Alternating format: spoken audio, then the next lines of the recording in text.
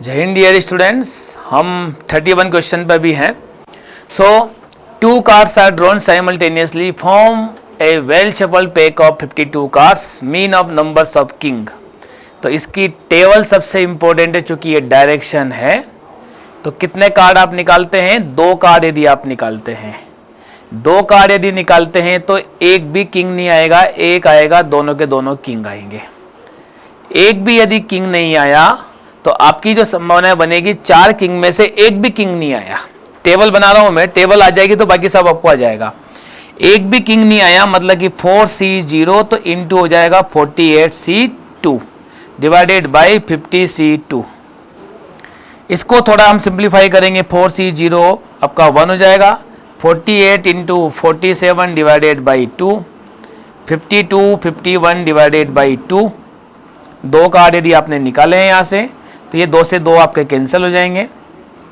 फिर 4 से जाएगा ये तो 12 चौक 48 और ये हो जाएगा आपका 13, 3 चौक 12 और 3 17 हो जाएगा, यानी कि 4 इंटू 47 डिवाइडेड बाई 2 टू 1। तो ये बन जाएगा आपके लिए 7 चौक 28, 2 4 चौक 16 2 18, यानी कि 4 7 7 चौक 28 कैरी 2 4 चौक 16 और 2 18 488, ठीक, डिवाइडेड बाई 2 टू 1। तो एक भी किंग नहीं आएगा, वो संभावना होगी 188 डिवाइडेड बाई 221। एक चांस आपका यहाँ पे ये बन गया। अब किंग एक आ जाए, किंग एक आ जाए 4 में से तो ये 1 हो जाएगा और ये भी 1 हो जाएगा। अब इसके लिए फिर हमको कैलकुलेशन वापस करना पड़ेगा। तो 4C1 यानी कि 4 into 48 divided by 52 into 51 divided by 2। तो ये हो जाएगा आपके लिए कितना? 26 यानी कि ये आपका 2 से कैंसिल होगा तो ये हो जाएगा आपके लिए 13, 16 तिया 48 तो ये हो जाएगा आपका 17, यानी कि 16 दूनी 32 तो ये हो जाएगा आपके लिए 32 डिवाइडेड बाई 221। किंग दोनों के दोनों आ जाए तो 4C2 इंटू ये बन जाएगा 48C0 divided by 52C2। 4C2 यानी कि 6, 4 ये 1 हो जाएगा divided by 52 into 51 divided by 2 यानी कि 26 यानी कि ये 3 से कटेगा यानी कि 1 तो ये हो जाएगा 1/221। यदि हम सही कर रहे हैं तो इन सबका सम कितना आना चाहिए? 1 आना चाहिए। ये टेबल आपके लिए बन गई, मतलब आप सब कुछ कर सकते हैं। पहला क्वेश्चन है सामने वाले का मीन निकालने के लिए आपस में मल्टीप्लाई करके ऐड करना पड़ेगा, यानी कि 32 प्लस का 2 डिवाइडेड बाई 221 यानी कि 34/221। Correct answer is A. Mean निकालने के बाद में आपको एक और नया कॉलम बढ़ाना पड़ता है वेरिएंस निकालने के लिए, और आगे चलकर वेरिएंस जरूर होगा 1 और 4। एक और कॉलम आपने ऐड करा तो आप यहाँ पे अब फिर निकालेंगे e ऑफ एक्स स्क्वायर मतलब की हो जाएगा आपका 32 प्लस का 4 डिवाइडेड बाई 221 यानी कि 36 डिवाइडेड बाई 221। सो मीन आपका e ऑफ एक्स स्क्वायर निकल जाएगा 36/221। तो वेरिएंस, ये स्लाइड है एक्चुअल में, मुझे मिटाना पड़ता है अगली स्लाइड पे जाने के लिए, इसलिए मैं वेरिएंस भी यही निकाल रहा हूँ आपके लिए। तो वेरिएंस हो जाएगा आपके लिए sigma x square minus A of x का होल स्क्वायर। तो ये आ जाएगा आपके लिए 36/221 माइनस का 34/221 का होल स्क्वायर। इसको आप सिंप्लीफाई कर देंगे, ये आपका वेरिएंस इस तरीके से निकल जाएगा। तो मेन चीज इसमें क्या हुई आपके लिए? टेबल। तो इसका करेक्ट आंसर था आपके लिए ए, और वेरिएंस सिंप्लीफाई करने पर कितना बन जाएगा? 221 यानी कि आपके लिए सी ऑप्शन। कितना आंसर जाएगा इसका? सी, वेरिएंस हो जाएगा। और इसी का यदि अंडर रूट कर दें तो क्या आ जाएगा? वो वेरिएंस आ जाएगा। तो ऊपर हो जाएगा आपके लिए 68 रूट के साथ, नीचे हो जाएगा आपका 221। 68 का राउंड फिगर में निकालेंगे तो 8 डिवाइडेड बाई 221 आएगा। इसको थोड़ा कैंसिल वैंसिल जो भी करेंगे तो इसका जो फाइनल आंसर बनेगा वो बनेगा 0.37। एक साथ 3 चीजें आपके लिए बन सकती है, आ सकती है। सो आई थिंक ये वाली चीज भी क्लियर हो गई। चलिए फिर से डायरेक्शन आया, k का वैल्यू निकालना है, इन सबको ऐड करके 1 पे कर देंगे। तो 0 प्लस k प्लस 2k यानी कि 4 प्लस 3 7, 7 प्लस 1 8k प्लस 7 और 3 10 k स्क्वायर प्लस का k। तो यहाँ से k की वैल्यू निकलेगी, आएगी 1/10, k 1/10 यानी कि option B is correct. k गलत होगा तो बाकी सब कुछ गलत होगा। तो k की वैल्यू k की जगह रख देंगे हम लोग, और k की वैल्यू रखने के बाद में फिर हमको बताना रहेगा क्या, अगले सवाल में है आपका x लेस देन 3 यानी कि 3 से कम। तो 3 से कम क्या क्या है आपके लिए, तो 3 से कम आपका 2 है, 1 है, 1 है, इन जगह इसको ऐड कर दे तो ये हो जाएगा आपका 3k यानी कि 3/10, क्योंकि k आपका कितना था 1/10 था। तो करेक्ट आंसर बन जाएगा यहाँ पे कितना हो जाएगा 3/10। Correct answer is C. Okay, correct answer is C. Next x greater than 6, 6 से बड़ा। तो इसमें 6 से बड़ा कौन था वो देखो जरा, 6 से बड़ा तो केवल आपका 7 था, 6 से बड़ा आपका केवल 7 था, 7 था यानी कि इसकी जगह आप लिख देंगे 7 × 1/100 प्लस का k यानी कि 1/10। तो ये हो जाएगा आपका कितना 17/100, 17/100। तो आंसर हो जाएगा आपका 17/100। ये रहा आपका 17/100। Correct answer is D. तो ये एक छोटी सी चीज आपके पास आई हुई है। ठीक, और आगे बढ़े, 4 सवाल थे, एक और है 0 से 3 के बीच में, 0 से 3 के बीच में। तो 0 से 3 के बीच में यानी कि 1 और 2, 0 से 3 के बीच में आएगा आपका 3k यानी कि 3/10। 0 से 3 के बीच में यानी कि 3/10 इसका भी आंसर होगा। ओके, तो ये 0 से 3 के बीच में यानी कि 3/10 यानी कि करेक्ट आंसर इज ए। तो ये आपका ऑप्शन ए मिला है पे। ठीक है, तो ये डायरेक्शन के 4 सवाल आपने पूरे किए। A and B are two events. A and B are two events. A is a subset of B. A is a subset of B यानी कि A के सारे एलिमेंट B के अंदर है। यानी कि आपने सेट में पढ़ रखा होगा कि A is a subset of B, तो A intersection B equal to कितना आ जाएगा आपके लिए A आ जाएगा। जरा इधर देखिएगा, ऑप्शन सी में B of A bar B का कितना हो जाएगा, meaning A intersection B divided by P of B। A intersection B की जगह आप कितना लिख सकते हैं, P of A intersection B की जगह A लिख सकते हैं P ऑफ B। ठीक, तो यहाँ पर ये वैल्यू A से स्वाभाविक बड़ी होगी, B इधर भी है, B इधर भी है, तो ये P ऑफ A से बड़ा हो जाएगा यानी कि लगभग इक्वल टू में P ऑफ A आ जाएगा। तो करेक्ट आंसर इज सी। तो ये एक चीज आपके सामने आ सकती है, ये चीज आई है। ठीक, मजेदार बारिश आ रही है। लाइंस माइनस साइड, ये हो जाएगा n घूम जाते हैं। 1/2 माइनस n। तो इसको अगर आप सॉल्व करोगे तो आपका फाइनल आंसर आ जाएगा ऑप्शन बी। ये मेथड 2 इस तरीके से। ठीक है, तो ये एक चीज आपके सामने क्लियर हो गई। ठीक, next, one card is drawn from a pack of 52 cards. What is the probability that the card drawn is either red या jack? या तो रेड आना चाहिए या जैक आना चाहिए। रेड कार्ड आपके पास में कितने होते हैं 26। 26 में रेड कार्ड आ गए हैं तो जैक होते हैं वैसे तो 4, लेकिन 2 आप ऑलरेडी यूज कर चुके हो तो प्लस का 2 हो जाएगा, यानी कि टोटल कार्ड कितने हो जाएंगे आपके पास में 28। तो 28 आउट ऑफ 52, 4 से कटेगा तो ये हो जाएगा आपके लिए 7/13। Correct answer is C, 7/13 correct answer C. ठीक, probability that card drawn from a pack of 52 cards will be spade या king। तो स्पेड है हमारे पास में कितने 13 और किंग है हमारे पास में 4, लेकिन लेंगे हम लोग 3 क्योंकि एक ऑलरेडी स्पेड में आ गया है। तो ये हो जाएगा 13/26। ठीक है, 13 और 3 16 होते हैं, सॉरी 52।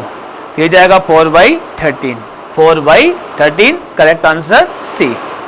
ठीक, a bag contain 9 black and 12 white balls. One ball is drawn at a random. What is the probability that drawn ball is white?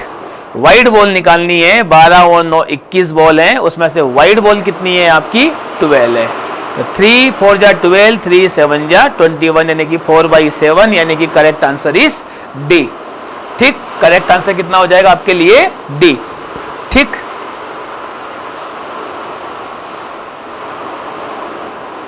फिर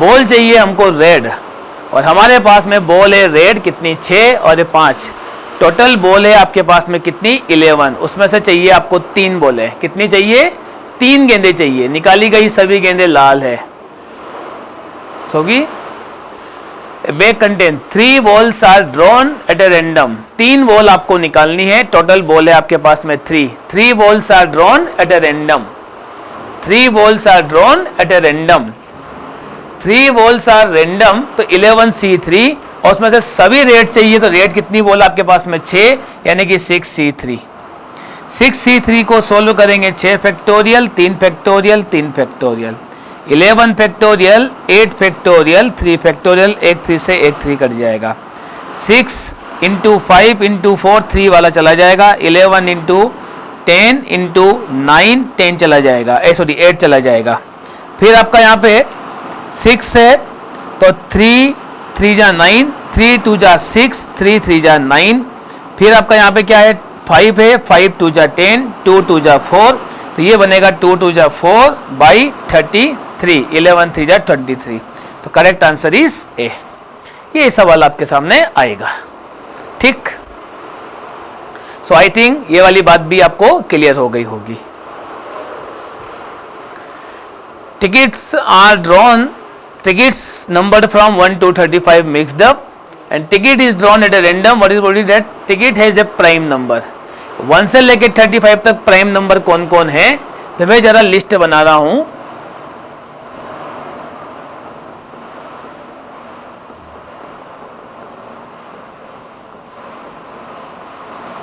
वन 2 3 4 5 6 7 8 9 10 प्राइम नंबर है, और जरा चेक कर लें 2 3 5 6 7 8 9 10 11 12 13, 13 के बाद में 15 नहीं आएगा, 17 18 19 23 24 25 26 27 29, कितने प्राइम नंबर हो गया आपके पास में टोटल 10, तो 10 डिवाइडेड बाई 35, 35 में से 10 प्राइम नंबर होते हैं, correct answer is A. Okay, थोड़ा काउंटिंग अच्छे से कीजिएगा, एक भी नंबर आगे पीछे हुआ तो आंसर तैयार बैठा हुआ है, ये इसका विशेष थोड़ा सा ध्यान रखें। 2 dice are tossed once, probability of getting an even number on fixed die at total 9, first die पे क्या आना चाहिए, इवन नंबर आना चाहिए, फर्स्ट डाई पे इवन नंबर आना चाहिए, लाइक 2 1 2 2 2 3 2 4 2 5 2 6, इस टाइप से, तो एक 2 के साथ आएगा, एक 4 के साथ आएगा, एक 6 के साथ आएगा, फर्स्ट डाई पे क्या होना चाहिए, इवन नंबर होना चाहिए, तो 2 4 हो गया, 4 1 हो गया, 6 1 हो गया, फिर सम 9 भी चाहिए, तो सम 9 आपको कहाँ कहाँ मिलेगा, तो सम 9 मिलेगा आपको यहाँ पे 3 6 4 5, फिर 5 4, फिर 6 3, सम 9 मिलेगा आपको 4 बार, ये मिल गया। उसमें से ये नंबर आप ऑलरेडी इधर ले चुके हो, ये नंबर आप ऑलरेडी इधर ले चुके हो, ये 18 नंबर थे और 2 नंबर ये और हो जाएंगे, तो 18 और 2 20, 20 बटा 36, 20 बटे 36 को आप सिंप्लीफाई करेंगे 5 4 से, तो ये हो जाएगा आपका 4/9, 5 चौक 20 9 चौक 36, यानी कि 5/9 करेक्ट आंसर। तो ये एक चीज आपके सामने और क्लियर हो गई, 5/9 इज करेक्ट आंसर, ठीक, इसमें भी कोई दिक्कत नहीं है। Odds in a favor of events are 3/10. Probability of the occurrence of these events. Odds in favor 3/10. Odds आपके फेवर में है 3/10, फेवर में है 3/10 मतलब 3/13, टोटल ये तो odds है 3:10, आपके फेवर में होगा 3/13, तो आपके अगेंस्ट में हो जाएगा 10/13, दोनों का सम 1 होना चाहिए, फेवर में और अगेंस्ट में, ठीक। अब आपको क्या चाहिए था, पक्ष में, फेवर में चाहिए था, फेवर का आंसर क्या होगा 3/13, correct answer is B, correct answer is B, तो ये आपके फेवर का आंसर क्लियर हो गया। आई थिंक बात समझ में आ गई होगी आपको। E and F are mutually exclusive events. E and F are mutually exclusive events E intersection F, यदि ई और एफ परस्पर अपोजिट घटनाएं हैं तो इसका आंसर जो बनेगा वो बनेगा डी, परस्पर अपोजिट घटनाएं, यानी कि ई इंटरसेक्शन एफ क्या होता है, फाई होता है। फाई मतलब कि 0। ई और एफ परस्पर अपोजिट घटना है, तो जैसा कि आप जानते ही हैं ई यूनियन एफ का फार्मूला क्या हो जाएगा, P of E P of F minus P of E intersection F. तो ये क्या हो जाएगा आपके लिए 0, तो इसकी वैल्यू कितनी निकल जाएगी आपके लिए, ए निकल जाएगी। करेक्ट आंसर इज ए। ये एक छोटी सी चीज आपके सामने और आ गई, इसमें भी कोई दिक्कत नहीं। For any two events E and F, तो एफ माइनस ई, ये तो सभी महानुभाव जानते होंगे फार्मूला, एफ इंटरसेक्शन ई, यानी कि एफ इंटरसेक्शन ई, यानी कि करेक्ट आंसर बी। सीधा सीधा सूत्र पूछ लिया है, और क्या चाहिए हमको इससे ज्यादा। Single throw of 2 dice, single throw of 2 dice, okay. Doublet नहीं चाहिए, ना ही टोटल 9 चाहिए। तो 9 टोटल आता है आपका 4 बार, डबलेट आता है आपका 6 बार। 6 4 10 आपको नहीं चाहिए, मतलब कि 10 आउट ऑफ 36 आपको नहीं चाहिए, आपको इसका बार चाहिए, यानी कि 26/36 चाहिए, यानी कि आपको चाहिए 13/18 चाहिए, यानी कि डबलेट नहीं चाहिए, सम 9 नहीं चाहिए। तो ये दोनों आते हैं 10 बार, तो 36 में से 10 को यदि छोड़ देंगे तो बचेगा 26, तो आपका ये बनेगा आपके लिए 13/18 करेक्ट आंसर। ठीक हो गया क्लियर, इसमें भी कोई दिक्कत नहीं। A die is thrown twice. What is the probability that at least one of two throw comes up with number 4? कम से कम एक 4 आए, कम से कम एक 4 आए। तो जब हम एक लिस्ट बनाते हैं डाइस को थ्रो करने पर, तो 4 एक बार भी नहीं आएगा, एक बार आएगा, 2 बार आएगा, एक बार भी नहीं आएगा, वो आउटकम्स होते हैं 25। एक बार आएगा वो होते हैं 10, और एक दोनों बार आएगा वो होते हैं, कम से कम एक बार चाहिए, यानी कि उनको ये चाहिए, यानी कि 11/36 correct answer. 11/36 is correct answer. हो गया क्लियर, इसमें भी कोई दिक्कत नहीं है। Probability that at least one of the events A and B 0.6, A and B कम से कम एक इवेंट होती है वो 0.6 है, यानी कि A and B P of A P of B minus P of A intersection B 0.6, P of A को लिख देंगे 1 minus P of A bar, P of B को लिख देंगे 1 minus P B बार, और A इंटरसेक्शन B साइमल्टेनियसली होती है 0.2। तो 0.2 को उठा के इधर लेकर आएंगे 0.8, 1/2 को उठा के इधर बुलाएंगे माइनस का 2, तो ये हो जाएगा माइनस कॉमन ले लेंगे तो A bar P of B बार। 0.2 यानी कि 1.2 माइनस का होगा, लेकिन इस 1.2 answer, A bar plus B बार का आंसर 1.2 करेक्ट आंसर। ठीक, सो इसमें भी दिक्कत नहीं है। डायरेक्शन फिर से आ गई भैया, ये P ऑफ E है, 1/4 P of B E intersection F दिया हुआ है। ठीक है, मुझे लगता है E इंटरसेक्शन F दिया हुआ है, तो इसकी वैल्यू में अब हमको यूनियन की जरूरत पड़ेगी। डायरेक्शन है, कहीं ना कहीं किसी ना किसी तरीके से यूनियन की जरूरत पड़ेगी ही पड़ेगी। 1/5 दिया हुआ है, P of A 1/4, P of B 1/3 minus P of E union F। ठीक, 1/5 इक्वल टू 4 3 जा 12, 3 और 4 7 माइनस का P of E union F।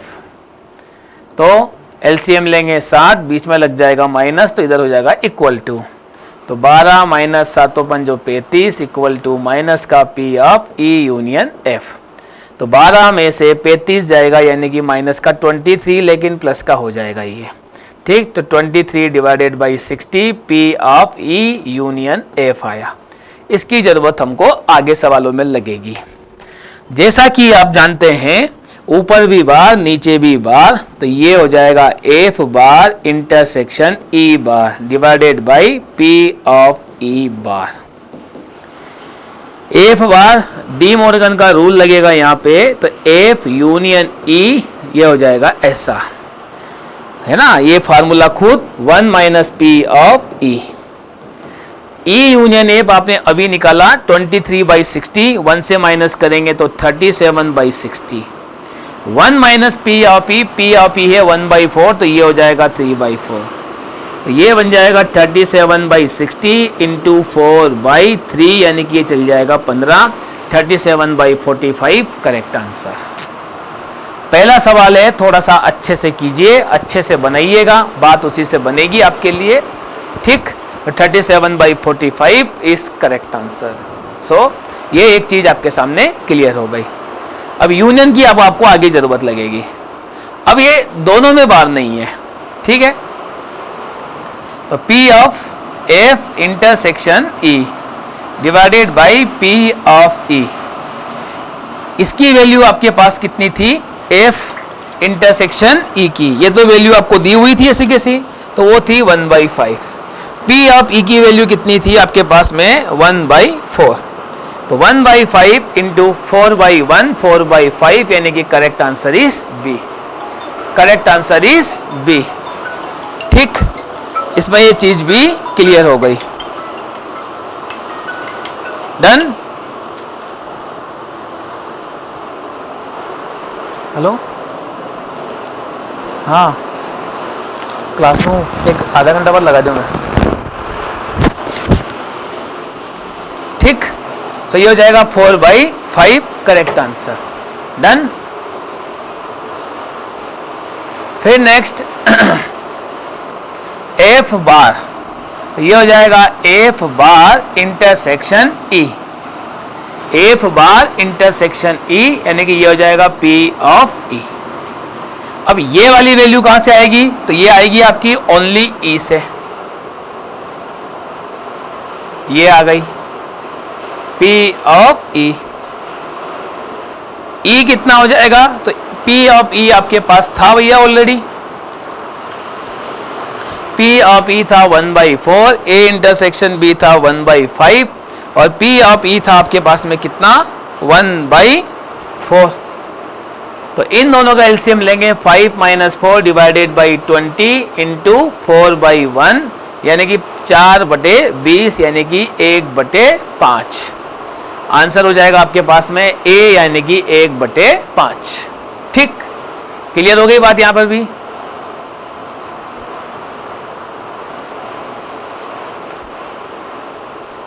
फिर एक और चीज, F intersection E bar divided by P of E bar. E बार, तो यहां हो जाएगा P of F minus P of F intersection E divided by 1 minus P of E। F की value भी आपके पास थी, वो कितनी थी 1/3, 1/5, 1 माइनस P ऑफ E, यानी कि 1/4। इसका एलसीएम ले लेंगे हम लोग 5 - 3 डिवाइडेड बाई 15, 1 - 1/4 यानी कि 3/4, यानी कि 4/3। तो ये जाएगा आपका कितना 2 इंटू 4, यानी कि 8/45, 8/45। 4 अलग अलग सवाल, 4 अलग अलग कैटेगरी के क्वेश्चंस आपके हाथ में आज दिख रहे हैं, ठीक। चलिए, अब die is rolled, outcome is an odd number. Outcome हमेशा क्या आएगा, ओड नंबर आएगा। डाई को जब जब आप उछालेंगे आउटकम जो है वो ओड नंबर आएगा। उसमें it is A prime number, prime number आने के चांस कितने हैं, तो प्राइम नंबर 3 है और 5 है, यानी कि 2/3। 1 is not a prime number, यानी कि 2/3, यानी कि A इज करेक्ट आंसर, ठीक। A is correct answer. So ये एक सवाल अच्छा वाला बन गया। फिर न्यूमेरिकल आया, आने दो, स्वागत करेंगे इसका। P of F intersection E divided by P of E, कितना दिया हुआ है 0.6। तो P of F intersection E 0.6, E का इंटू इधर कर देंगे 0.4 में, तो ये बन जाएगा 0.24। ये E इंटरसेक्शन F की वैल्यू आ गई। अब इधर देखो P of E intersection F divided by P of F, ये हो जाएगा 0.24, 0.8।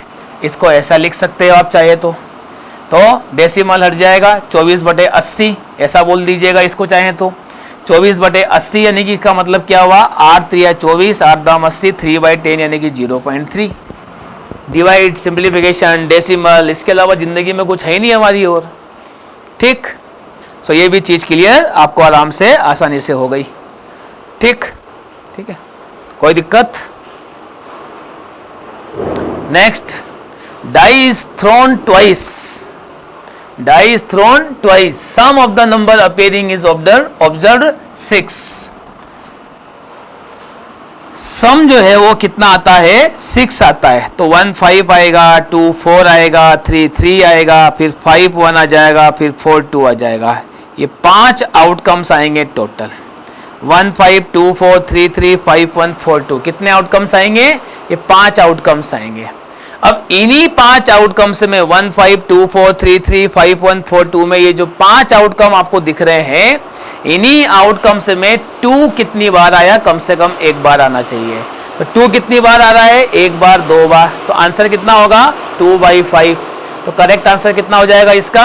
बी। ये सवाल बन गया आपके लिए। ठीक, तो सवाल की स्टेप प्रोसेस बिल्कुल डंके की चोट पे अच्छे से बनाते जाइएगा। Class 40% of students read mathematics. Maths पढ़ने वाले बच्चे हैं 40%, बायो पढ़ने वाले बच्चे हैं 25%, 15% बच्चे दोनों पढ़ते हैं,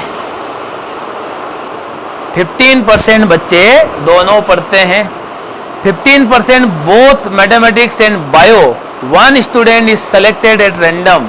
what is the probability that he read mathematics? तो मैथमेटिक्स पढ़ने वाले बच्चे 40 हैं, अब पहले ही वो बायो पढ़ता ही अपने को मालूम है, तो बायो पढ़ने वाले बच्चे 25 है, तो ऊपर आ जाएगा 15। मतलब आपको मैथ्स और बायो पढ़ने वाले बच्चे दिए हुए हैं, लेकिन आपको पता है कि वो बच्चा ऑलरेडी बायो पढ़ता है, तो बायो में से मैथ कितने बच्चे पढ़ते हैं? तो 15 तो आंसर हो जाएगा आपका 3/5। 5 से काट देंगे तो 5 से यदि डिवाइड कर देंगे तो आंसर हो जाएगा आपका 3/5। ठीक, couple has 3 children. What is story that all are boys? सारे बॉयज होने की संभावना क्या है? If it is a known that one of them is boys. 3 लड़कों में से उनके घर में यदि एक बच्चा है, वो भी लड़का है, तो सारे बॉयज होने की संभावनाएं क्या है? तो एक लड़का उनके घर में फिक्स है, तो आउटकम कितने हो जाएंगे? Girl girl, boy boy, girl boy boy, girl, और एक और क्या हो जाएगा आपके पास में? दोनों लड़के दोनों लड़कियां, ऐसा करके इन चौथी 4 संभावनाएं बनेगी। यदि किसी के घर में एक लड़का पहले से ही है और 3 बच्चे उनके घर में हैं, तो दोनों लड़के हैं, एक लड़का है, तो सारे लड़के होने की संभावना है 1/4। आउटकम्स हो जाएगा आपका 1/4, यानी कि करेक्ट आंसर इज डी। ठीक, 1/4 इसका आंसर होगा, ना कि 1/8 होगा। फिर से वही बात। अब एक चीज और यहां पर है, कई बार बच्चों को ऐसा लगेगा कि प्रोबेबिलिटी माइनस में है, तो बोले ये तो होगा ही नहीं, जबकि ऐसा नहीं है। इसका मतलब है 1 - P of E bar upon F। इसका मतलब ये है, मतलब वो 1 माइनस नहीं लिखा, वो 1 आपको समझना पड़ेगा। ठीक है, एक बार अंकित आवाज चेक कर ले इसकी एक बार, बहुत हेवी है। ठीक है, तो आपको यहाँ पे क्या करना पड़ेगा? 1 माइनस आएगा पूरा आपके पास में ही है। ठीक है, बात समझिए जरा, मतलब इसको देख के बच्चा पहले रिजेक्ट ना करे, कुल मिला के बात मेरी ये है। ठीक, तो चलिए इधर आइएगा, इसको देखिए सबसे पहले। P of E bar intersection F divided by P of F। E bar intersection F, इसको आप लिख सकते हैं, बार लगा हुआ है E के ऊपर, तो ये ऐसा बनेगा P ऑफ F। इसको अलग कर देंगे, 1 माइनस अलग अलग से कट जाएगा ये, ठीक, तो ये हो जाएगा 1 minus P of E upon F. अब ये 1 माइनस लिखा हुआ है मतलब करेक्ट आंसर आपका ए, ये 1 माइनस है मतलब कि ऐसा है पूरा ये। ठीक, आगे चीज समझ में पूरी है भी, इसमें भी कोई दिक्कत नहीं है। Same things, E intersection F independent है तो दोनों क्या होती है, इनटू में होती है। Correct answer is C, into में होती है, ये बात आप अच्छे से जानते हैं। E and F independent events, okay.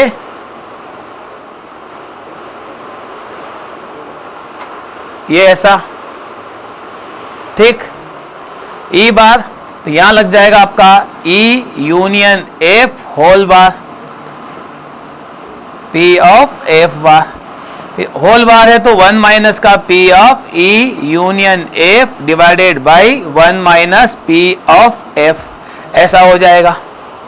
आगे बात समझ में। अब क्या करें, इंडिपेंडेंट इवेंट्स है ये, तो इंडिपेंडेंट इवेंट्स का मतलब होता है कि ई और एफ आपकी अलग अलग है, तो आपने इसको अलग किया।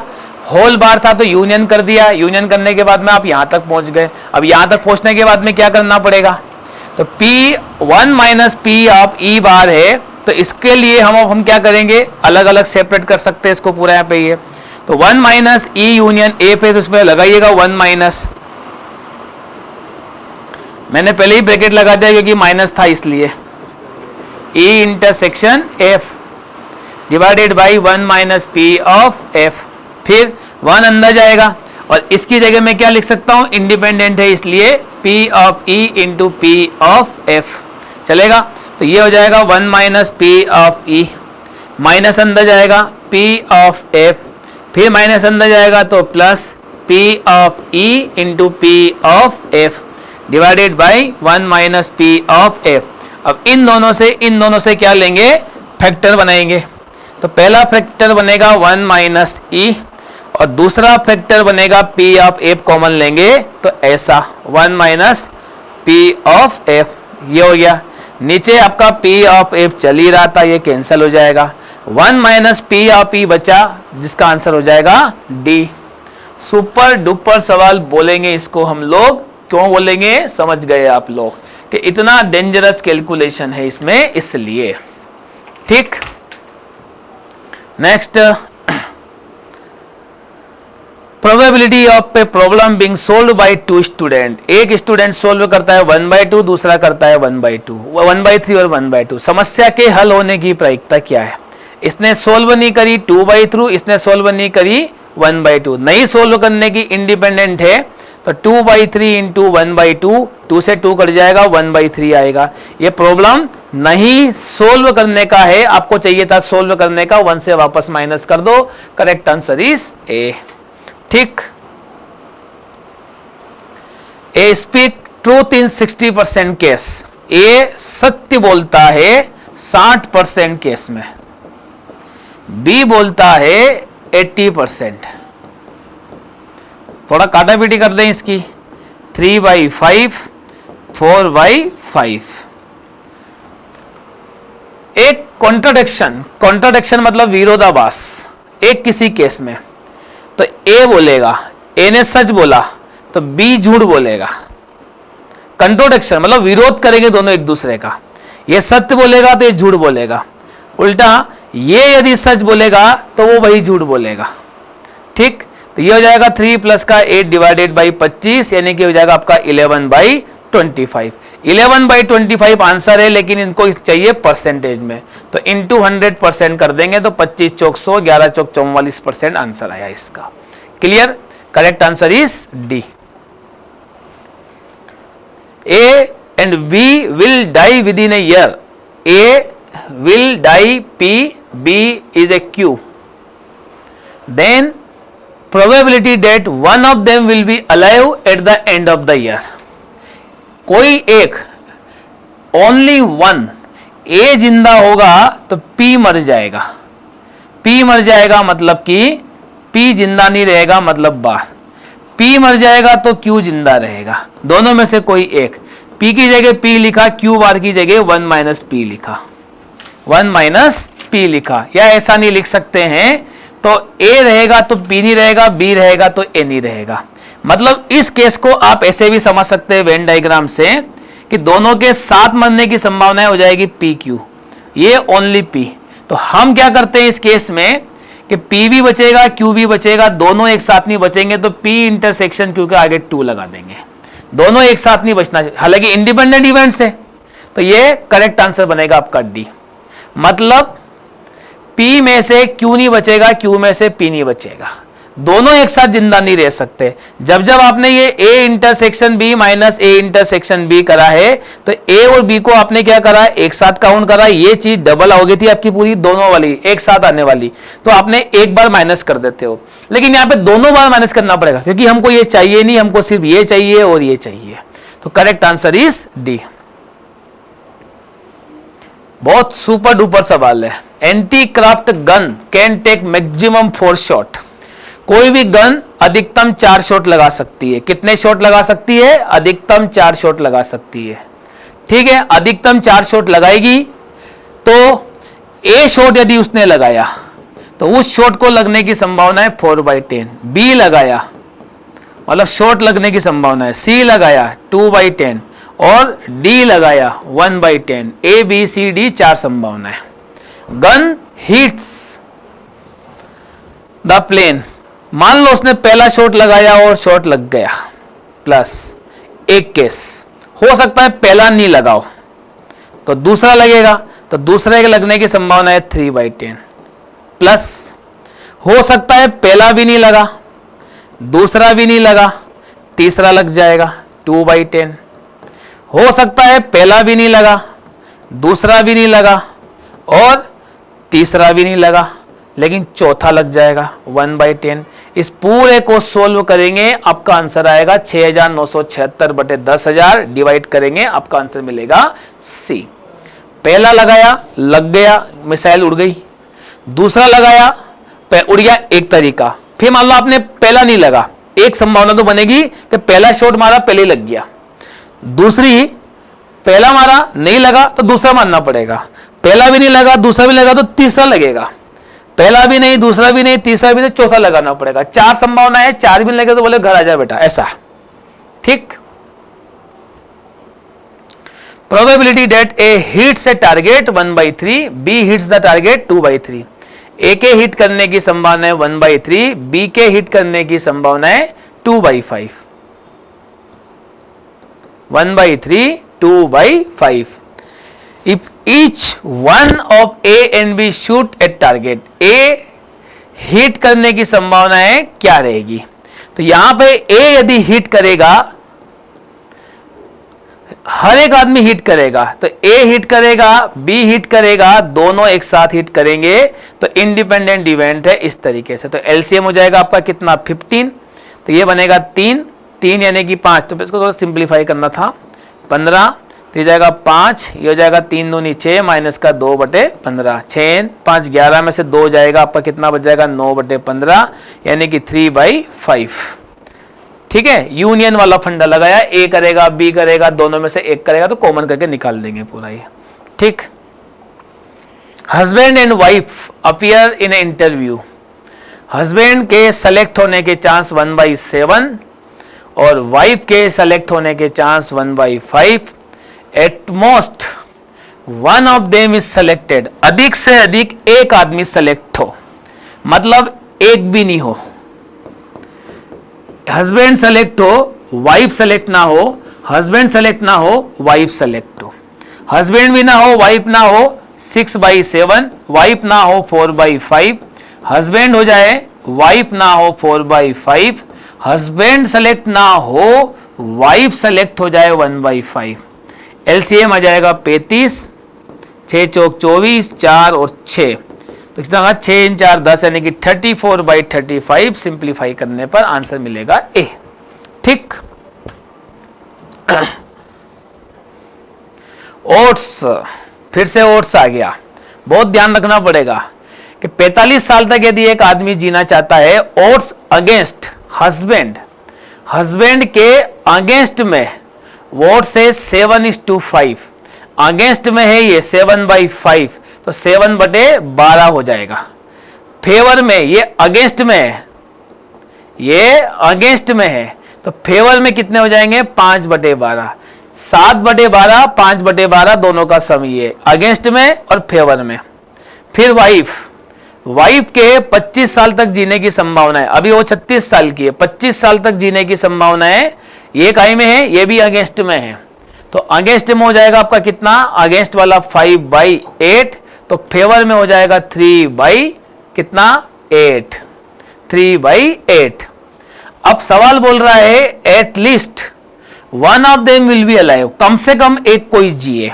तो हस्बैंड भी जिएगा, तो ये तो पहले वाले तो अगेंस्ट में, तो जीने की बात करेगा मतलब 5/12, 3/8। ये भी जिएगा, ये भी जिएगा, एटलीस्ट वन ऑफ देम, कोई एक। हस्बैंड पहले ही मर गया तो वाइफ बाद में मरेगी, 5/12 इंटू 5/8 ऐसा हो जाएगा। एलसीएम ले लेंगे, 15, 21, 55, 25, सबका सम करके आंसर बनेगा आपका 61/96। ये है सवाल। अच्छा क्वेश्चन है, मरने जीने की बात कर रहा है सामने वाला, तो थोड़ा सा लॉजिक दिमाग लगाने की जरूरत आती है। ठीक,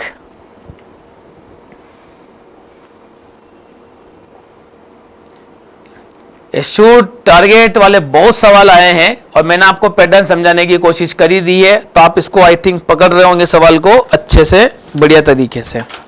ठीक है, फिर आगे देखिए आप लोग, A B C shoot to hit target a 4 times. A hit करेगा 4/5, बी हिट करेगा 3/4, सी हिट करेगा 2/3। What is the target is at least 2%, कम से कम 2% टारगेट करे। 2 करे मतलब तीसरा ना करे, तो पहला कर देगा, दूसरा कर देगा, तीसरा नहीं करेगा, एक केस। अब तीसरे ने नहीं करा तो अब नंबर दूसरे वाले का है 4/5, तो ये 1/4 हो जाएगा। दूसरे ने नहीं करा तो तीसरे को करना पड़ेगा। फिर अब पहले का नंबर है 1/5, 3/4, 2/3, ये हो गया। अब तीनों ने कर दिया, मतलब 4/5, 3/4, 2/3, तीनों ने कर दिया, तो ऊपर बन जाएगा 4×3 12, 4×2 8, 3×2 6, 4×3 12, 2 24, डिवाइडेड बाई 5 चौक 20, 20×3 60। तो ये हो जाएगा आपके लिए कितना, 12 और 8 20, यानी कि 50/60, यानी कि 5/6। ये हो गई आपके लिए चीज क्लियर। ठीक, आगे होगी बात समझ में इतनी सवाल की भी आपको। ए and be independent events, numerical है, बताने की जरूरत ज्यादा इसमें विशेष है नहीं, और बहुत सिंपल साधारण न्यूमेरिकल है, तो इसमें कोई दिक्कत विशेष नहीं है आपको। करेक्ट आंसर इज 1/3, सीधा सीधा फार्मूला है, आराम से लग जाएगा। ये भी है, ये भी न्यूमेरिकल है। a माइनस बी बताना है आपको, इसमें 4/15 इसका करेक्ट आंसर है, सीधा सीधा सूत्र है इसका भी। a इंटरसेक्शन b बार है, देखो ये फार्मूला बहुत बार आ रहा है ये, और ये कम से कम आपकी खोपड़ी में बैठ जाए, इतना कोशिश जरूर कर ले आप लोग। P of A 0.4, A intersection B निकालना पड़ेगा, जो कि आपने ऑलरेडी निकाल रखा है। A यूनियन B 0.7, तो 0.7 बराबर A B minus A intersection B। ठीक है, तो P की वैल्यू आप पहले ही निकाल चुके थे, तो इसका आंसर बनेगा आपके लिए कितना, 4/15। ठीक, छोटी सी चीज है, साधारण चीज है, फिर से सवाल आ गया वापस वही, और डी मॉर्गन का रूल अब यहाँ पे वापस लगाइएगा। ये तो 1 minus P of A union B, ये हो जाएगा। ए यूनियन बी की वैल्यू आपके पास कितनी है, 0.7, यानी कि 0.3 करेक्ट आंसर है। ठीक, ए एंड बी इंडिपेंडेंट इवेंट, फिर अननोन नंबर है। न्यूमेरिकल तो ढेर आ गए इस बार, और जिसने न्यूमेरिकल की अच्छे से मेहनत कर रखी होगी उसको कोई दिक्कत नहीं होगी। 63/65 करेक्ट आंसर है इसका। ठीक है ना, न्यूमेरिकल तो आपका बिल्कुल मजबूत हो चुका है, हमारा क्लास में इतने सारे सवाल हो चुके हैं। एक थैले में 3 रेड 5 ब्लैक बॉल है, सेकंड बैग में मतलब 2 बैग है आपके पास में, 3 red 5 black, B 6 red 4 black, ऐसा। A ball is drawn from each bag, probability that 1 is red 1 is black, कम से कम एक रेड आनी चाहिए और एक ब्लैक आनी चाहिए हर एक बैग से, ईच बैग। तो इससे रेड आ गई तो 3/8, तो उससे ब्लैक आएगी, इससे रेड आ गई तो उससे ब्लैक आएगी, ब्लैक आने की संभावना है 4/10। एक बैग से इससे रेड आ गई, इससे रेड आ गई तो उससे ब्लैक आएगी, एक केस। अब पहले इससे रेड आ गई तो अब ब्लैक का नंबर है तो 5/8, तो उससे क्या आएगी आपकी 4 ब्लैक आई थी तो उससे रेड आएगी यानी कि 6/10, तो जाएगा 4 दिया 12, 6 पंजे 30, 80 हो जाएगा, यानी कि ये बन जाएगा आपका 42/80 यानी कि 21, यानी कि सी इज करेक्ट आंसर।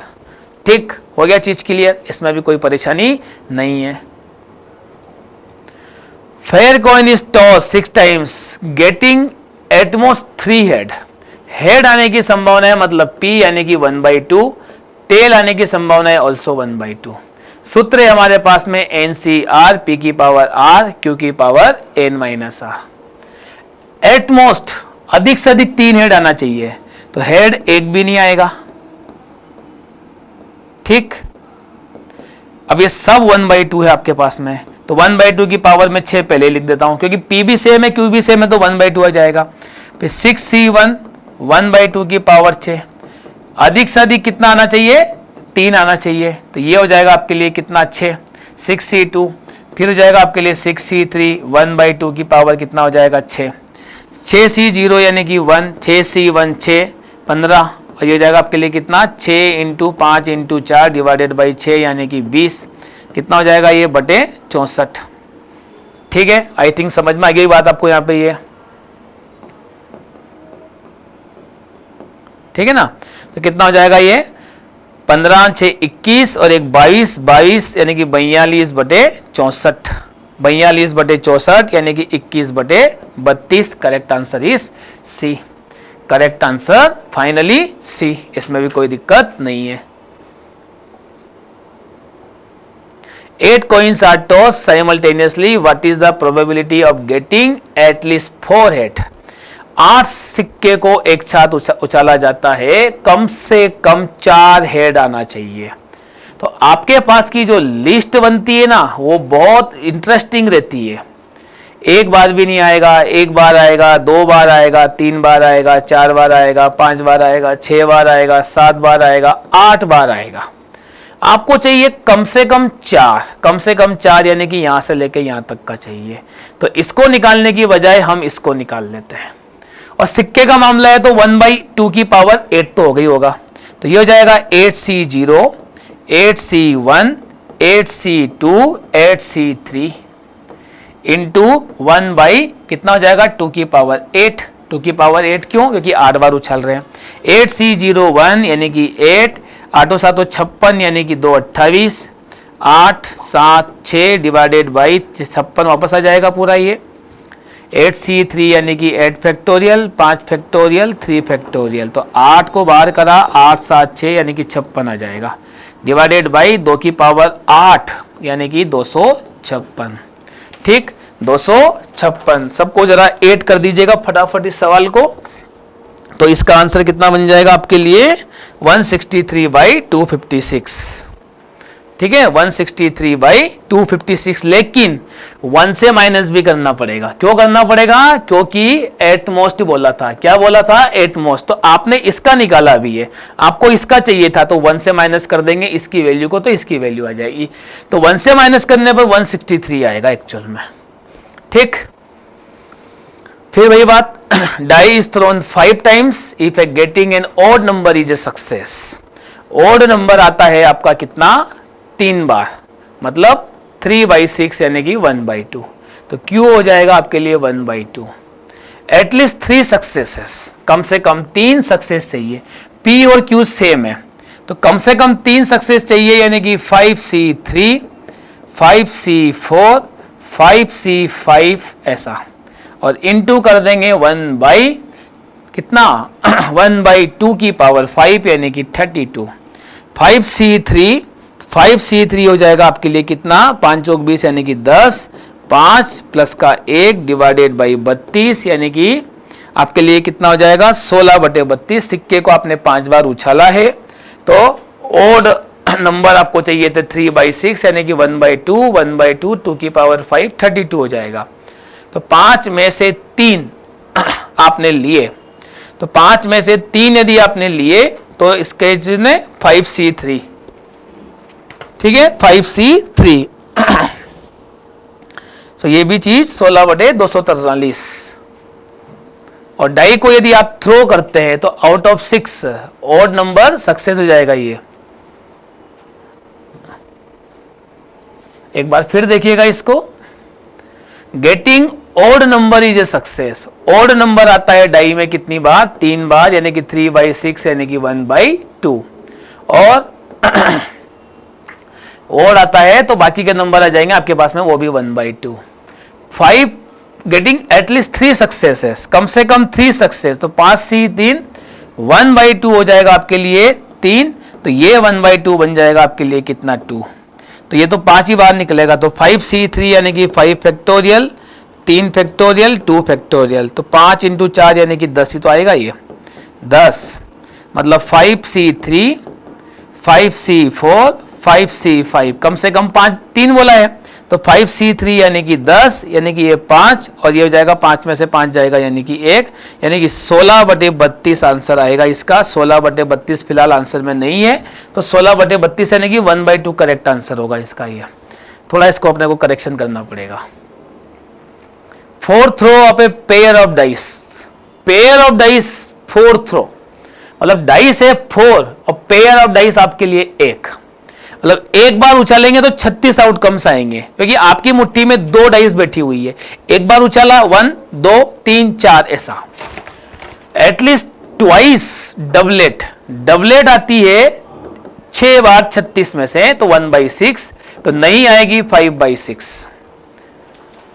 कम से कम 2 बार डबलेट आए, कम से कम 2 बार आए, मतलब 4 में से 2 बार, तो P हो जाएगा 1/6, तो ये हो जाएगा 2, ये हो जाएगा आपके लिए 5/6, ये हो जाएगा 2। डबलेट में कम से कम 2 बार, फिर 3 बार 4C3 1/2 की पावर 3, 5/6 की पावर 4 में से 3 जाएगा 1, फिर चारों की चारों बार डबलेट आ जाए 4C4 1/2 की पावर 0 हो गई 5C, मतलब एक बार भी डबलेट आने की संभावना है, तो डबलेट आ जाएगी आपकी कितनी बार? 4 बार, तो ये हो जाएगा 1/6 की पावर 4 की 4, ठीक 4 की 4, 3, मतलब डबलेट 2 बार आए, 3 बार आए, 4 की 4 बार, तो उसको आने की जरूरत नहीं है। 4C2 यानी कि 6, ऊपर हो जाएगा 5 की पावर 2 यानी कि 5 25 डिवाइडेड बाई 6 6 36 इंटू 36, 36 इंटू 36 यानी कि 1296 होता है, डिनोमिनेटर सबका 1296 हो जाएगा,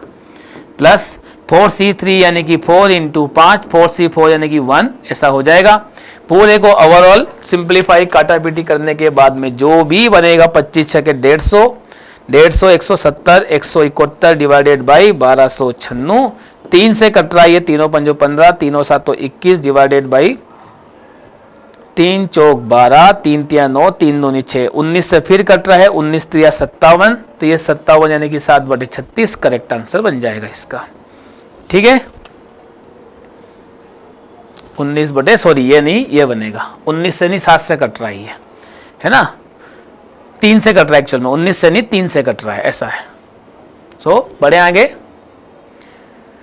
Pair of dice is thrown 7 times. If a getting total 7 consider is a success. Pair of dice is thrown 7 times. Getting a total of 7, तो 7 आता है आपका 6 बार, तो P हो जाएगा 6/36, ठीक है। 7 आता है 6 बार, तो 1/6, Q हो जाएगा आपका 5/6। Then what is the atmost 6 success, तो 7C6, ये हो जाएगा 1/6 की पावर 6, 5/6 की पावर कितना हो जाएगा 1, 7C7 1/6 होल पावर 7 का 7 ही हो जाएगा। 7C7 यानी कि 6, ऊपर हो जाएगा 5, 6 की पावर 6, तो 6 की पावर 7 इधर लिख देंगे, प्लस 7C7 यानी कि 1, 6 की पावर 7, एलसीएम लेंगे 36/6 की पावर 7, तो नीचे आ जाएगा 1/6 की पावर 5, 1/6 की पावर 5। अब ये बना चीज आपके पास ये, ठीक है। 1/6 की पावर 5, इसको आपको चाहिए था अधिक से अधिक 6 सफलता प्राप्त करने की प्रायिकता, 1 से माइनस कर देंगे तो ऑप्शन बी इसका बन जाएगा। ठीक, ये सवाल मैं आपको ऑलरेडी बता चुका हूं हीट वाले का, तो इसमें ज्यादा लोड लेने का जरूरत अब है नहीं, तो करेक्ट आंसर इसका बनेगा डी। कम से कम वो 3 बार भेद करे तो 1 बार 2 बार 3 बार ऐसा। तो ये ship safe arrival 1 ship out of 5 times, मतलब एन हो जाएगा 5, पी हो जाएगा 1/5। What is the probability of the safe arrival of at least 3 ship? Safe arrival of the 3 ship, कम से कम 3 बार आ जाए तो Q हो जाएगा आपके लिए कितना 4/5। सो 5C एटलीस्ट 3 शीप, कम से कम 3 आनी चाहिए, तो 3 आई, तो 1/5 यहां हो जाएगा 3, 1/5 यहां हो जाएगा 3, तो Q हो जाएगा 4/5 यहां हो जाएगा आपके लिए 2। 5C3 कम से कम 3, तो अब ये 3 आई है, फिर 4 आएगी, ठीक है ना, 4 आएगी। 5C4 तो 1/5 यहां बन जाएगा 4 into 4/5 whole power 1। 5C5 1/5 whole power 5, 4/5 की पावर 0। इसको पूरे का कैलकुलेशन करके जो आंसर बनेगा वो बनेगा 181/3125। ठीक, बहुत देर हो गई बोलते बोलते मेरे को आज, इसलिए थोड़ा गला ऐसे बैठ रहा है मेरा। 3 इंडिपेंडेंट इवेंट्स, कम से कम 1 बार ए आता है, कम से कम 1 बार आएगा, 2 बार आएगा, तीनों का तीनों बार आएगा। बहुत आराम से आसानी से इस सवाल को आप बना सकते हैं। 784 इसका आंसर आएगा 1 बार, ठीक है ना। तो ए कम से कम 1 बार आना चाहिए, वो एटलीस्ट अकर ए, तो 1 बार होगा, 2 बार होगा, तीनों बार होगा। तो 1 बार होगा तो बाकी 2 बार नहीं होगा, फिर 2 बार होगा तो तीसरी बार नहीं होगा, फिर तीनों बार होगा। तो ऐड करके आप इसका आंसर 784 पॉइंट के साथ में बता सकते हैं, ठीक है। सो ये वाली चीज भी आपके सामने आ जाएगी। Probability of a man hitting a target 0.25, 0.25 ये भी कर लेंगे आप, इसको भी मैंने काफी बार क्लास में कर दिया है ऑलरेडी। ये माइनस लगा हुआ है मतलब 1 माइनस है, इसको आप ऐसा समझिएगा, ठीक है ना, 1 माइनस है, ये ऐसा समझना है।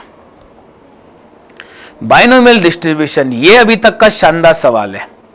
Sum and product of the mean, mean होता है NP, वेरियंस होता है NPQ। तो इन्होंने NP प्लस NPQ का सम दिया हुआ है 24, उसका प्रोडक्ट दिया हुआ है 128। क्या दिया हुआ है 128। इन दोनों से कुछ कॉमन निकाले, तो ऊपर वाले से NP कॉमन आ रहा है, तो यहां बचेगा 1 + Q इक्वल टू 24। इन दोनों का डिवाइड कर देंगे तो NP से NP कट जाएगा, NP से NP, और ये कट रहा है आपका 4 से, तो 4 तिया 12, 4 दूनी 8, 4 छंग 24 यानी कि 6। तो ये हो जाएगा 16/3। कितना हो जाएगा 16/3। अब Q की जगह मैं लिखूंगा क्या 1 - P।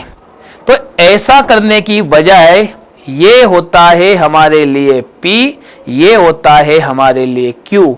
क्यों ना ऑप्शन से चेक किया जाए, तो मैं सीधा D पे आ रहा हूं, आप चेक कर लेना पूरा सवाल। ये तो P हो जाएगा 1/2, Q हो जाएगा 1/2, और ये होता है N। ये बाइनोमियल डिस्ट्रीब्यूशन को लिखने का तरीका होता है। तो P, तो इन्होंने दिया हुआ था N + P, N + P equal to NP + NPQ equal to 24। देखो 24 आता होता है, तो N हो जाएगा 32, तो P हो जाएगा यहाँ पे कितना 1/2, 32 इंटू 1/2 इंटू 1/2, देखो आपका 24 आ रहा है। सिमिलरली वेरिएंस चेक कर ले, करेक्ट आंसर आपका D बनेगा, ठीक। तो ये चीज B आपको क्लियर होनी चाहिए।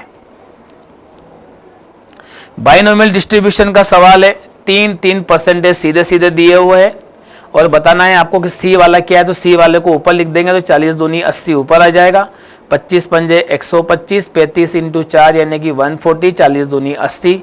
सिंप्लीफाई कर देंगे इसको भी, तुरंत आपका 16/69 करेक्ट आंसर बन जाएगा पूरा ये, ठीक है। काफी बार लिख दिया है इसको भी। बेस थ्योरम मैंने क्लास में काफी कुछ अच्छे से कर दी थी, तो आज अब आपको ज्यादा परेशानी नहीं रहेगी। जैसे ये स्पीक ट्रूथ वाली बात आ गई, तो 1/2 से 3/8 इसका करेक्ट आंसर हो जाएगा पूरा, ठीक।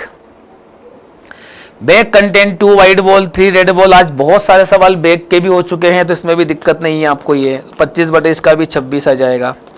ये एक IQ वाला सवाल आप जरूर देखें इसमें पूरा यहाँ पे ये। तो क्लास 5% ऑफ द बॉयज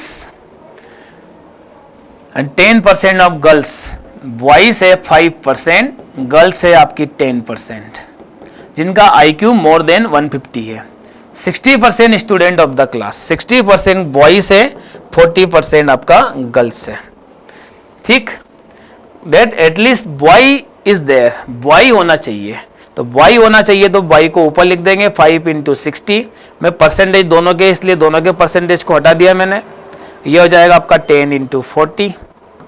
ठीक, ऊपर हो जाएगा 6 × 5 = 300, नीचे हो जाएगा 300 प्लस का 140, तो नीचे हो जाएगा आपका 300 डिवाइडेड बाई, है ना, 400 होगा, सॉरी 400 होगा। तो 4 और 3 700, 3/7 करेक्ट आंसर इसका है। बेस थ्योरम का ये भी बड़ा इंटरेस्टिंग सवाल आपके हाथ में आ गया। ठीक, हो गया क्लियर? चलिए आगे। तो बेस थ्योरम आपके पास आ गई। अब 3 cards are drawn from a pack of 52 cards.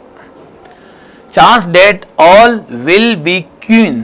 Queen आने की संभावना क्या है? तो 3 कार्ड आप निकाल रहे हो 50C3, 52C3 क्वीन होती है 3, सिंप्लीफाई कर दोगे आंसर हो जाएगा A।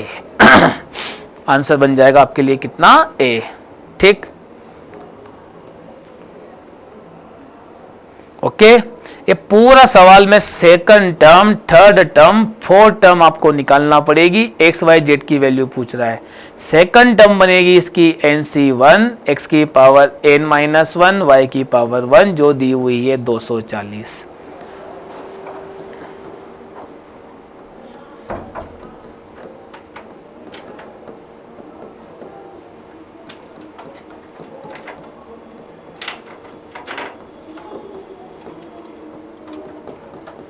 ये बन जाएगी।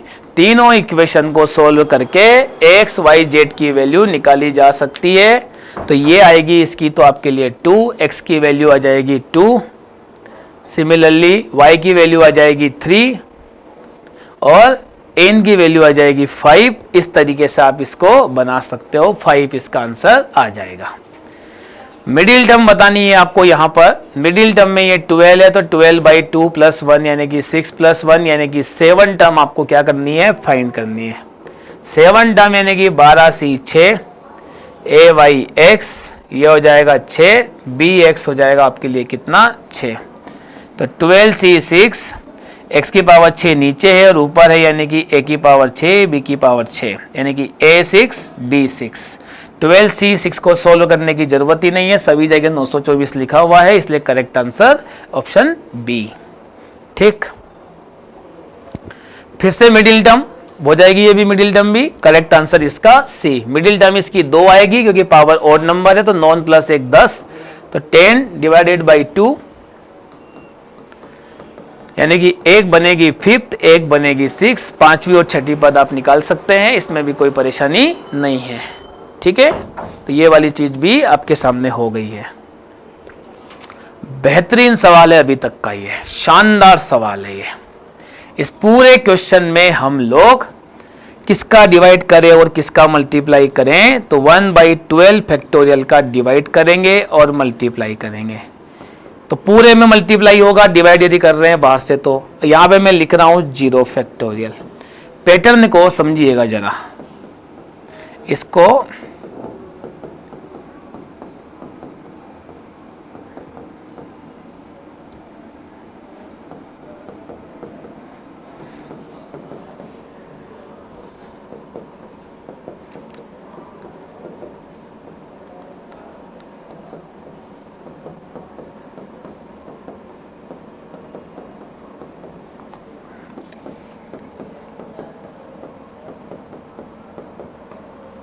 ठीक, ये हो जाएगा 1/12 फैक्टोरियल। इसकी जगह लिख देंगे 12C0, 12C2, 12C4। वापस उल्टा करके देख ले कैसे लिख रहे हैं, अपने आप समझ में आएगा आपको।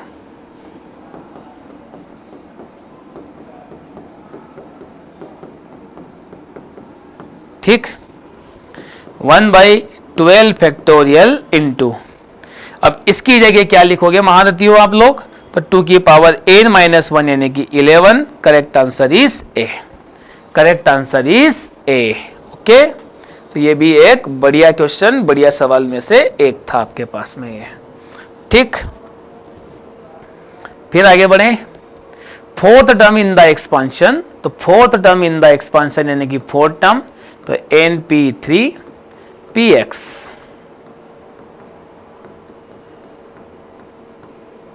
कंपेयर करेंगे 5/2 से, तो x तो इसमें है ही नहीं तो 0 लिख देंगे, तो x की power n-3 -3 equal to compare कर देंगे 0 से, तो n की वैल्यू तो 6 आ गई, n की वैल्यू जैसे ही 6 आ गई तो अब 5/2 से कंपेयर कर देंगे, 6p3, p की पावर 3, तो यहाँ से बन जाएगी p3 पावर 3, तो यहाँ से आपके पास में आ जाएगा 5/2, तो p की वैल्यू निकालने के लिए 6p3 यानी कि कितना हो जाएगा आपके लिए 20, p क्यूब इक्वल टू 5/2, तो ये हो जाएगा आपके लिए कितना, 5/2 था, इधर घूम जाएगा तो 2/5, 5 चौक 20, 4 दूनी 8, तो p cube equal to 1/8, p equal to 1/2, n 6 था, तो 6 प्लस 1/2 यानी कि 13/2, करेक्ट आंसर सी।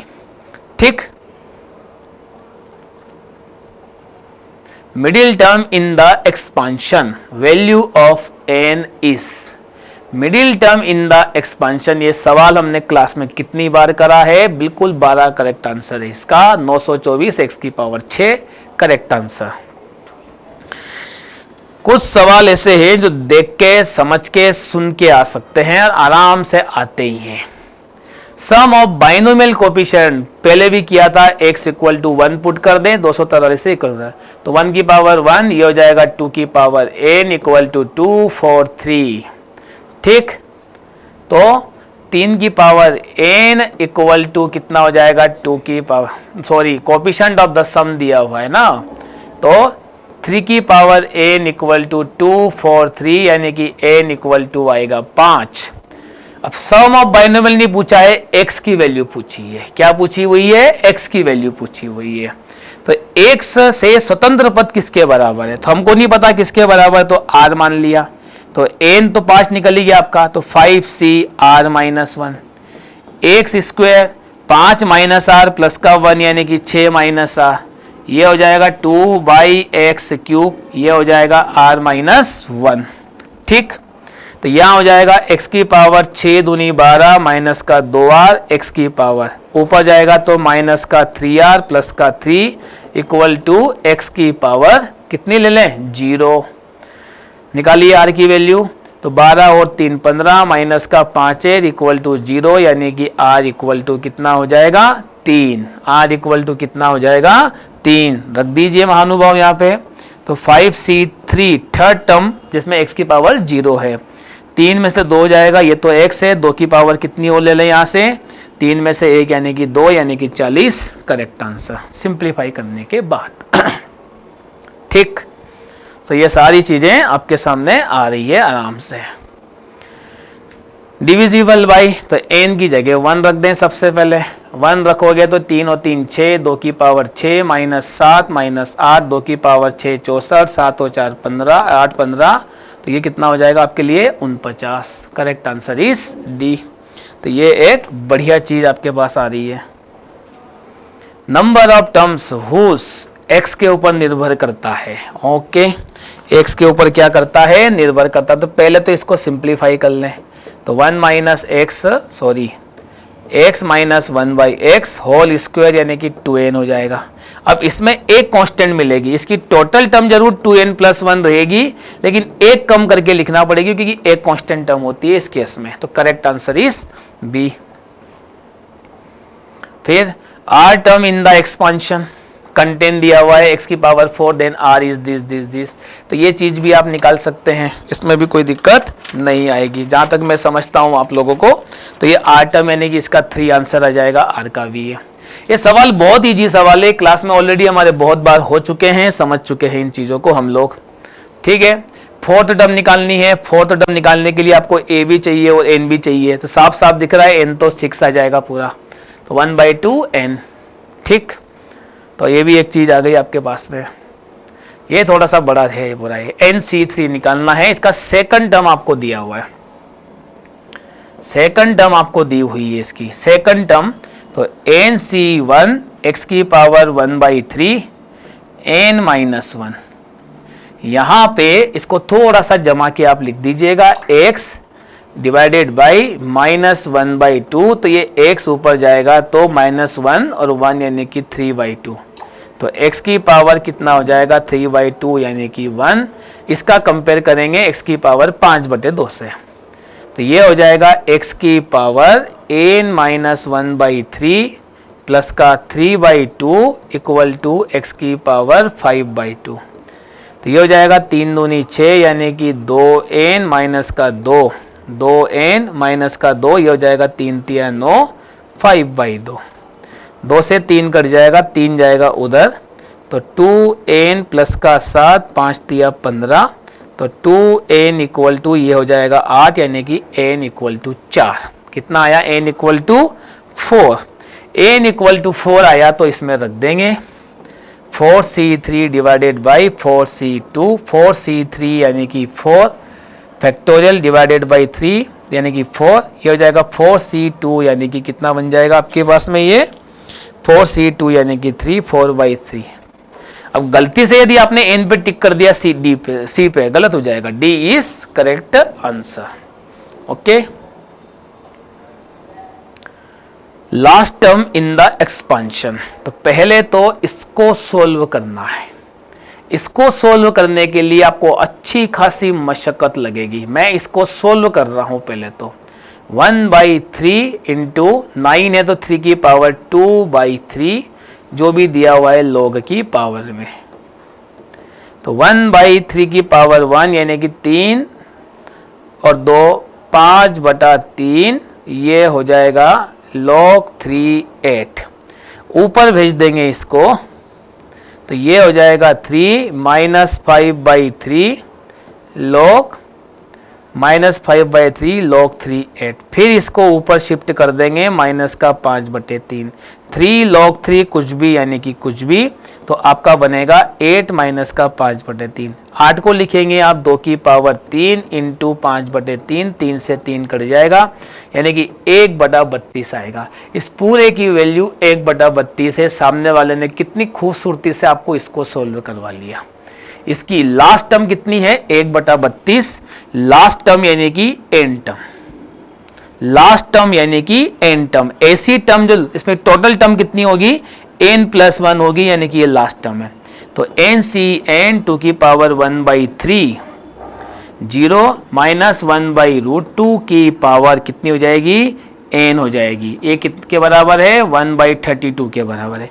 NCn1 ये 1 हो जाएगा माइनस की पावर n, देखते हैं माइनस क्या निकलता है इसका n, लेकिन 1/√2 की पावर n, तो ये हो जाएगा आपका 1/32 यानी कि √2 की पावर कितनी हो जाएगी 10 यानी कि n बराबर कितना निकला आपका 10। n बराबर आपका 10 निकलेगा। तो शुरुआत से पांचवा पद कौन सा है तो आपको चौथा पद निकालना है।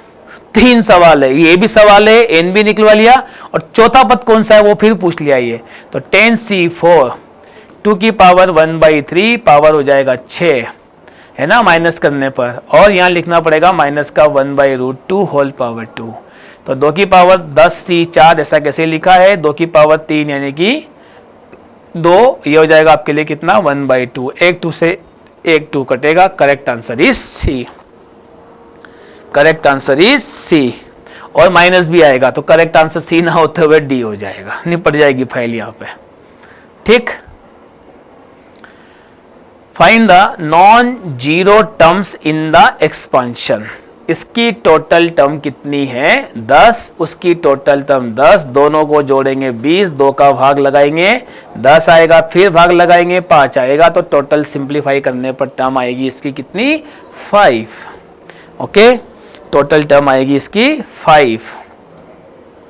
ये भी ऑलरेडी हो सकता है आपसे सवाल, इसमें भी कोई दिक्कत नहीं है। 8 करेक्ट आंसर है। ठीक, 7 टर्म और 8 टर्म निकालनी है, दोनों को रख देना आप लोग, समान है, कोएफिशिएंट इक्वल कर सकते हो, तो इसका आंसर भी बन जाएगा आपके लिए n²। तो ये भी कोई प्रॉब्लमेटिक चीज नहीं है। और ये तो सीधा सीधा सूत्र ही है, करेक्ट आंसर इसका ए। क्लास में मैंने इसीलिए बोला था आपको थोड़ा सा थ्योरी को लिख लिया करो, समझ लिया करो, ऐसा करके।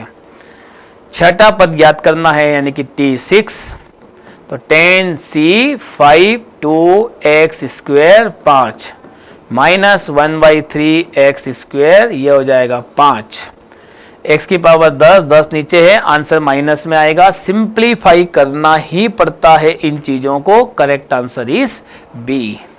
ओके, अब आ गई है डायरेक्शन। डायरेक्शन अब आपके भरोसे में छोड़ूंगा इसको। तो ये डायरेक्शन बी आप बना सकते हैं, बहुत अच्छी डायरेक्शन है। 3 पद पहले क्रमशः, तो 3 पद क्रमशः यानी कि पहले वाले को r मान ले,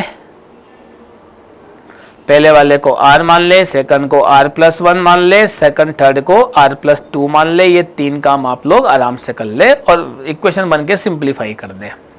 ठीक है, तो ये छोटे छोटे क्वेश्चन आपके इसमें आए थे। डिविजिबल बाई n पूछ रहा है ये, तो आपको इसको थोड़ा सा n का सबसे बड़ा मान बताना है, तो जो कि आंसर बनेगा आपके लिए कितना, 6। ठीक, कुछ सूत्र ऐसे हैं जो हमने सीधे सीधे कॉपी में से मैंने उठा उठा के दी हैं। अब जैसे ये सीरीज है 117 का, इसका करेक्ट आंसर है आपके पास में यहाँ पे C। n की जगह आप जो चाहे लेके देख ले, 3 लेके देख ले, कोई दिक्कत नहीं है। तो 3C1 2 into 3C2 3 into 3C3 ऐसा करके लेके देख ले, इसको सिंप्लीफाई कर ले, C आंसर आएगा इसका। ठीक, नेक्स्ट पावर आधी है भैया, ये तो आधी है तो 2 की पावर 14 सूत्र है हमारे पास में, ये भी n-1, क्योंकि इसके बाद में क्या होगा, ये रिपीट होना शुरू हो जाएगा। इसकी वैल्यू सेम 15C, फिर 9 आएगा तो ये 6 से सेम रहेगा ये, तो 2 की पावर n-1 यानी कि आपका 15 - 1 यानी कि 14, यानी कि करेक्ट आंसर इज ए। ठीक, sum of the coefficient in the expansion, विस्तार में गुणांकों का योग 0 है। गुणांकों का योग 0 है तो अल्फा का मान ज्ञात कीजिएगा। गुणांकों का योग 0, इसका मतलब क्या है, सम ऑफ द कोफिशिएंट यदि कि 0 है, यानी कि जब जब आप इसको एक्सटेंड करेंगे, 0 करेंगे, तो ये अल्फा का मान पूछ रहा है आपसे। तो यानी कि उसमें x होगा ही नहीं, तो जो भी होगा वो 0 होगा। तो यहाँ पे जब आप x की जगह 1 रखेंगे तो ये बनेगा अल्फा स्क्वायर माइनस का 3 अल्फा प्लस का 2 whole power 51 equal to 0। Coefficient 0 है तो 51 जाएगा उधर, 0 को उधर बन जाएगा। तो ये alpha square minus 3 alpha plus का 2 क्वाड्रेटिक इक्वेशन बन गई। एक 1 आएगा, एक 2 आएगा, 1 आएगा और 2 आएगा। Correct answer is B, quadratic भी हो गई है। ऐसा करके x की जगह 1 रख दिया, सारे कोफिशिएंट आपके हाथ में आ जाएंगे। ठीक, और माय डियर चिल्ड्रन, अभी लास्ट क्वेश्चन आपके हाथ में है। अब इस लास्ट क्वेश्चन को देखो जरा ध्यान से। ये इक्वेशन है, आपको A2 A4 A6 चाहिए। यदि आप x इक्वल टू 1 पुट करेंगे तो पूरी इक्वेशन में यहाँ पे 1 हो जाएगा, यहाँ पे 1 हो जाएगा, 1 और 1 2, 2 माइनस 2 यानी कि 0, तो ये LHS में आएगा 0। तो 1 प्लस A1x A2 A3, ये हो जाएगा A12 इक्वेशन नंबर 1। फिर आप x की जगह जब क्या पुट करेंगे, -1 पुट करेंगे, तो ये हो जाएगा -1, ये तो प्लस का रहेगा तो ये 1 से 1 कट जाएगा, -2 की पावर 6, -2 की पावर 6 कितनी आएगी, तो 32 आएगी। तो ये हो जाएगा 1 माइनस A1 प्लस का A2 प्लस का डैश डैश डैश, लास्ट में A12। अब जब इन दोनों को हम ऐड करेंगे तो 0 प्लस का 32 32, A1 से A1 कट जाएगा यानी कि 2, तो ये A2 मिल जाएगा, A4 मिल जाएगा, सारे इवन नंबर 2 बार मिल जाएंगे आपको, तो ये A12 हो जाएगा। तो 32 यानी कि 2 कॉमन ले लेंगे यहाँ से, यानी कि 2 1 plus A2 A4 dash dash dash A12, यानी कि ये हो जाएगा 16। कितना बनेगा ये 1 प्लस, तो इसको 1 भी नहीं चाहिए तो 1 को भी उधर भेज देंगे, यानी कि 15 हो जाएगा। A2 से शुरुआत करनी है तो करेक्ट आंसर कितना बनेगा इसका 15 31, सॉरी 2 की पावर 6 64 होता है ना एक्चुअल में, हाँ थोड़ी सी गलती हो गई, 2 की पावर 6 64 होता है। तो ये हो जाएगा 64 कितना हो जाएगा ये 64। तो 64 आप यहाँ लिखेंगे तो ये कितना हो जाएगा आपका 31, कितना हो जाएगा 31, तो 31 जो है आपका फाइनली करेक्ट आंसर बन जाएगा इसका। ठीक है, सो ये एक सवाल का तरीका, तौर तरीका आपके सामने मैंने रखा, और मैंने कुछ क्वेश्चनों को फार्मूले के साथ में एडजस्ट किया था, तो वो आपकी कॉपी में ऑलरेडी लिखे हुए हैं। सो आप लोगों ने इस वीडियो को देखा, इसके लिए बहुत बहुत धन्यवाद। जय हिंद, जय भारत।